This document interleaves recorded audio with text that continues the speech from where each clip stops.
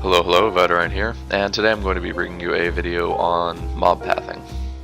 Mob pathing is the reason why sometimes in dungeons enemies like to just chase you forever, even if you're permanently stealthed, and if you mess it up you get a shitstorm like you see in this video here. Now before we get into the bulk of this video, I'm going to explain the mechanics behind mob pathing using this little diagram I made in Microsoft Paint. The best way to describe mob pathing is by explaining what's going on inside the enemy's code. And what's going on is you have this certain boundary on the screen, and I'm going to represent that boundary with the red line. And when you pass that boundary, a command is sent to the group of enemies, and that command is saying, move towards player X being the one who crossed the boundary. And that command will continue until it is either completed or overwritten by a different command. So if you didn't have stealth, the enemies will run towards you and eventually they'll get into aggro range and they'll start fighting you. So the command is overwritten by fight player X. But we don't fight enemies in dungeons, we skip them because it's faster. And the problem with that is since you're stealth, they can't fight you, so they'll just keep moving towards you. So that command will go until it is completed. And the way that the command is completed is when they cannot move any closer towards you. So the way that we get around this is we stop moving for a few seconds, let the enemies get to us, and once they can't move any closer, the enemies don't know what to do and they just stop moving. And that's how we do what we call pathing the enemies. Now, one important thing to note is that each time somebody passes this boundary, the command is overwritten by a new one.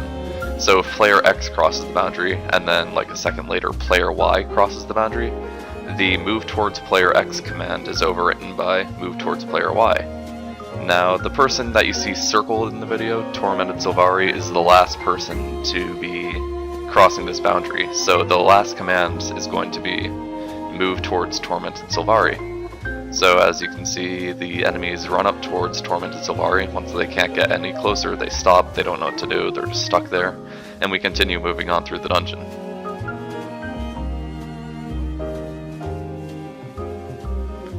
Now, since you know everything that you need to know about mob pathing, the remainder of this video is just going to be showing an example method of stealthing past all of these groups of pathing enemies in each of the dungeons.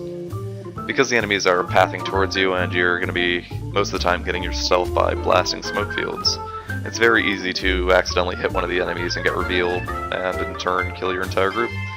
So in each of these clips I'm going to show at least a relatively easy way. Might not be the fastest way of stealthing past these enemies, but it'll be good just for your average everyday runs to make them smooth and get through the dungeon without having any group wipes. Also, later on in this video I'll quickly explain about a second type of mob pathing, which I like to call triggered patrols. There are very few instances of this type of mob pathing, so I'll just wait until the video gets into one of those instances. I'll put a little annotation in the video right here if you want to just skip to that section, but otherwise just keep watching. This video should be a great resource for thieves who are learning to stealth their group through the dungeon. And yeah, thanks for watching.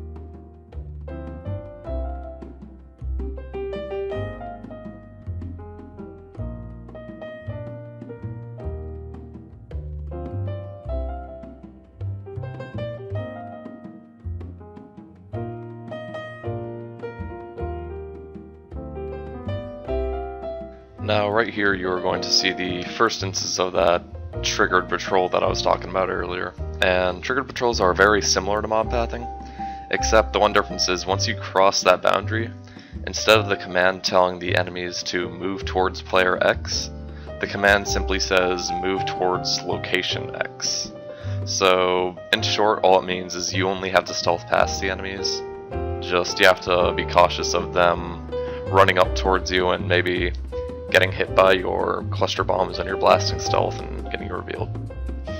Other than the clip of Sara's Embrace Path 3 that I just showed you, the only other two instances that I can recall of there being trigger patrols are in Citadel or Crucible of Eternity Paths 2 and 3 at the top of the staircase, which you'll see coming up soon, and in Arah Path 1 after Lupicus, but both of those skips are very easy and you just stealth past them.